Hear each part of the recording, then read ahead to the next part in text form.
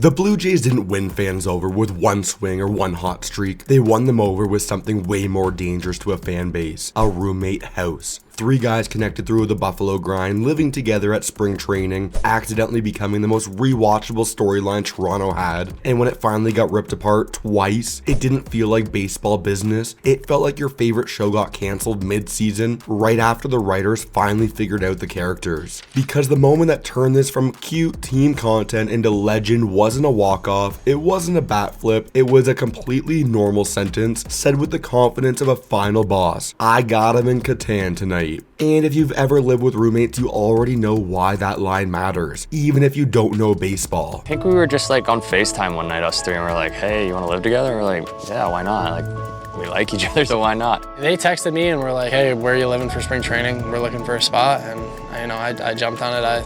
I didn't really have any plans. Lavish people, we kind of do our own thing. We don't really go out and drink or party or anything like that. We're tired after each day, so we kind of come back to the apartment and just kind of.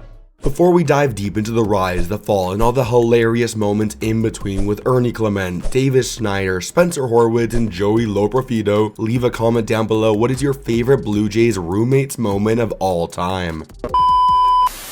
Here are the 3 receipts for why this works so hard on Blue Jays fans. First, Ernie Clement became fan trust in human form, the guy you believe in even when you're yelling at the TV. Second, Davis Schneider turned an underdog arc and an iconic mustache into a full-on identity fans could rally behind. And third, the story got its heart from the small moments. Spencer Horwitz, then later Joey Loprofito, the kind of chemistry that makes athletes feel like people. Stick around to the end because the reason this hit so deep has nothing to do with winning, exit velocity, or any of the stuff people pretend they only care about. It's simpler than that. Fans weren't attached to stats, they were attached to a vibe. He's a great roommate. He makes dinner every night, which is very, very nice, and he does a great job. It's usually beef.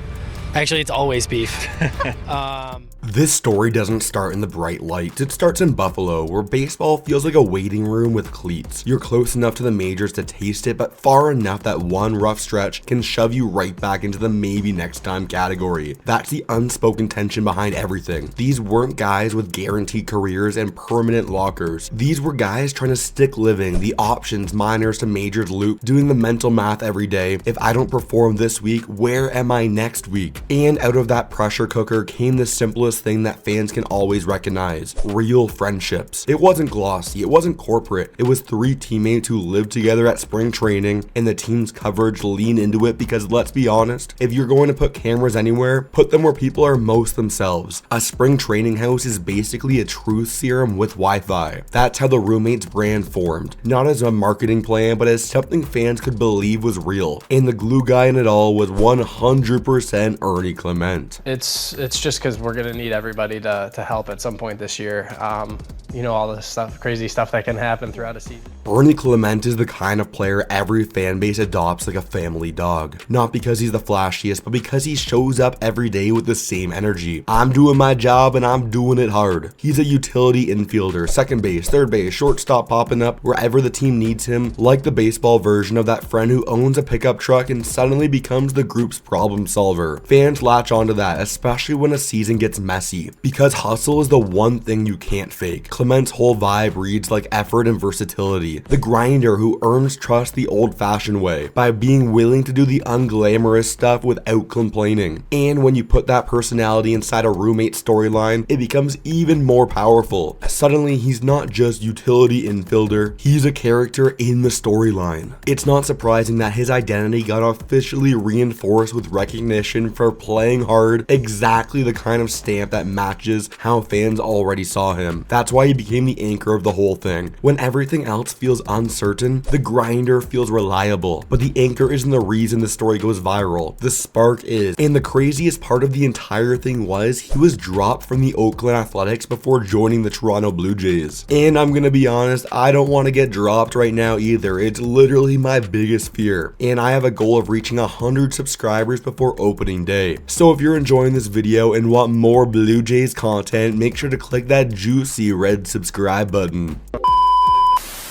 Davis Schneider is the most dangerous kind of fan favorite, the one who feels like he belongs to the people. His path getting optioned, coming back, going down, fighting for at-bats creates instant emotional buy-in because fans understand what it means to have earned your place. He's not packaged like a superstar. He reads like an underdog who got hot and refused to stop. And then there's the mustache. The mustache is important not because facial hair wins games, but because it becomes a symbol, a visual shortcut for identity. You see it from the Corona rooftop and instantly know, oh yeah, that guy. It turned into an iconic look fans could rally around. A vibe that's half throwback baseball and half, this guy definitely has a favorite diner. Here's the real reason it worked. The mustache made him instantly recognizable, but his persona made him instantly relatable. Fans didn't connect because it was polished. They connected because it felt honest, like you could bump into this dude in a Canadian Tire parking lot and he'd still be wearing batting gloves for no reason. So now you got Ernie with the trust and the Davis underdog identity with the meme power. That's already a perfect duo. But the reason the roommates became a story instead of a fun footnote is the third piece, the guy who made it feel like a sitcom. I'm still getting better. Yeah, I'm getting better. But yeah, they taught me the game, but they didn't teach me all the good strategies, and I've slowly had to figure them out myself. Spencer Horwitz didn't become a roommates legend with a highlight. He did it with a board game. One clip, one message, one normal guy detail that instantly shattered the athletes or robots barrier. I got him in Catan tonight. That's it. That's the whole thing. And it hit because it was so unserious, so familiar. Fans love small moments because small moments are what real life is made of. A board game night is the kind of thing you expect from your friends, not professional athletes with cameras around them. But that's exactly why it worked. It made them feel like roommates first and ball players second. It made the friendships feel low ego, natural, and unforced. And let's be honest, Catan is not a cozy game. Catan is a psychological thriller with sheep. If someone tells you they got you in Catan, that's not banter, that's a declaration of war. You can practically picture it. Davis trying to charm him into a trade, Ernie playing the cleanest, most efficient strategy imaginable, and Spencer sitting there like a polite villain smiling while cutting off your only road to victory. That line turned into a fan's shorthand. It wasn't just the roommates, it was a whole vibe. These guys are actually friends. And once fans believed that, the storyline became fragile because baseball has one rule that overrides it all. Baseball doesn't care about your feelings. Yeah, I think looking back to last Pirate Fest, I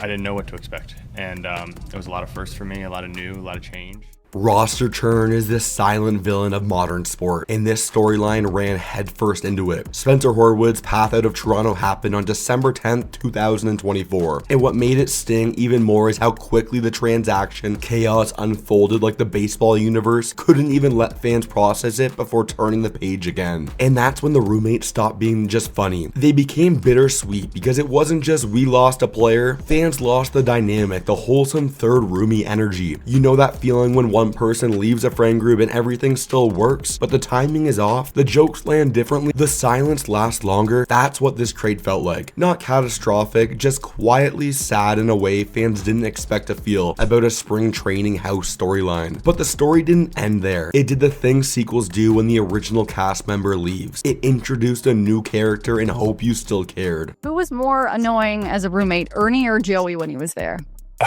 They're like two different types of roommates. Ernie is like the messy one, like always has trash, like his laundry is just like hanging out. And Joey's like always coming into my room just like, what are you doing? Like I'm playing video games. Like he's always kind of like. Then came the Roomies 2.0 chapter, Ernie and Davis, now with Joey Lorpofito joining the mix. And the surprising part wasn't that the dynamic changed, it's that it worked quickly. That's the power of chemistry. When it's real, fans don't need a long runway. One interview, one joke, one shared moment where everyone's laughing at the same time and suddenly you're in. What made this chapter especially endearing is that it didn't pretend the previous one never happened. There were moments where the group openly kept the warmth of Horwitz, we still love Spencer, and that matters more than people realize because it signals something fans are desperate to believe, that these friendships aren't just for the camera, that these guys actually carry each other with them, even when the roster doesn't. It's like the group chat stayed alive, different house, same energy, and for a moment, it felt like the storyline had survived. The hardest thing sports can do to a narrative, losing a key character. You're not living in like an actual house with your significant other And then like eventually like your children, you only get so many years of. On February 13th, 2026, Joey Lopafito was traded from Toronto back to Houston, and that's when fans realized the roommate storyline wasn't just a fun chapter, it was a reminder of how temporary everything is. Because now it happened twice. First Spencer, then Joey. 2 different times where the vibe got rebuilt, and 2 different times where the baseball business side walked in and unplugged it without apology. That's why the storyline lingers. It's not about whether these guys were all-stars, it's the fact that fans watched something human form in real time, and then watched it get separated in real time. And the worst part is how ordinary it feels when it happens. No dramatic music in real life, just a headline, a transaction log, and a fan base sitting there thinking, man, that was fun while it lasted. Everybody could, be treated the way I was treated and coached the way I was coached by these guys. So, loved it here, felt like home. So why did Blue Jays fans fall this hard for the roommates? Because it pressed 4 buttons at once, 4 things sports fans are starving for: relatability, underdog identity, shared community jokes, and a bittersweet ending. That's why fans still talk about it. Not because it was the biggest story in baseball, because it was the most human one. And the coolest part of this entire thing is one of the roomies, Ernie Clement, is competing in the World Baseball Classic for Team USA. So if you want more info on that, click right here for all the info you need on Toronto Blue Jays players competing in the World Baseball Classic.